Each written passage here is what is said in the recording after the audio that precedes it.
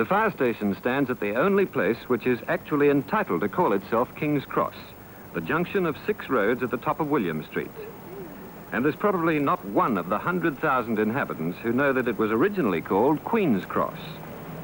This name was bestowed on the junction by the Municipal Council in 1897 to mark Queen Victoria's Diamond Jubilee. But by 1905, confusion began to arise between Queen's Cross and Queen's Square in the city, so the name was changed to King's Cross. But there never has been a plaque or a street sign to mark the christening of Sydney's lustiest, fastest-growing area. For by the end of the century, the great estates were being cut up, and row upon row of terraced houses in the English Victorian style were being built in the parklands that once surrounded the mansions. As fast as the famous and the wealthy sold their properties, they were turned into rooms and apartments, hotels and boarding houses. After the First World War, when trams and cars joined the horse-drawn carriages on the long climb up William Street to the Cross, William Street itself had to be widened. The process took 10 years, and when this picture was taken, the old post office still stuck halfway across the street up near the Cross. By 1922, the Cross had settled into its present familiar layout, although the neon signs and strip joints had yet to appear. But now the Cross was entering the period that was to stamp its character forever, for this was when the Cross went bohemian. In the narrow streets behind these buildings, writers and artists and their girlfriends crammed into tiny rooms to share the rent they didn't intend to pay anyway. The parties lasted for days, and so must the hangovers after a drink like the King's Cross Express, which one inspired host dreamed up for his guests. It was mixed in a new garbage tin and consisted of whiskey, champagne, red wine, beer, gin, stout and lemonade, with raisins and sliced apples, brewed for several days and stirred with a broom handle.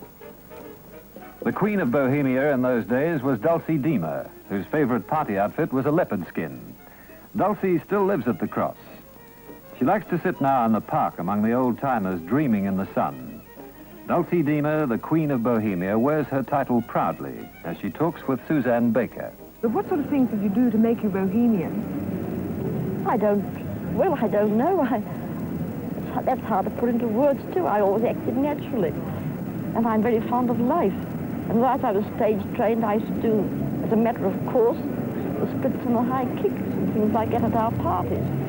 I see, did you drink much, or did you... Oh, no. Well, people seem to think I did, but I never did. For instance, I was a hard-working person, as a freelance journalist all that time, and I've never mixed drink with work. It's a very stupid thing to do. A lot of those I knew did, but I never did. If I had a shilling for every offer of a drink I've turned down in the course of my bohemian life, I'd be very wealthy. I only drank at weekends when work was over and we happened to have a party. Then I had having a very hard head, thanks to my ancestry. I could drink a lot and didn't do any damage. Do you think that the young people and the not-so-young people who enjoy coming to the Cross these days could call themselves bohemians in the same way you called yourself a bohemian? No, I do not. For the principal reason is that we bohemians at the Cross in those days, were here because it was handy for towns. I say we could always walk in if we didn't have a fare, and because we get awfully cheap places to live in, little holes and corners in ancient mansions, all partitioned off, you know. Just little holes and corners. You can get a little hole and corner for less than £1 a week.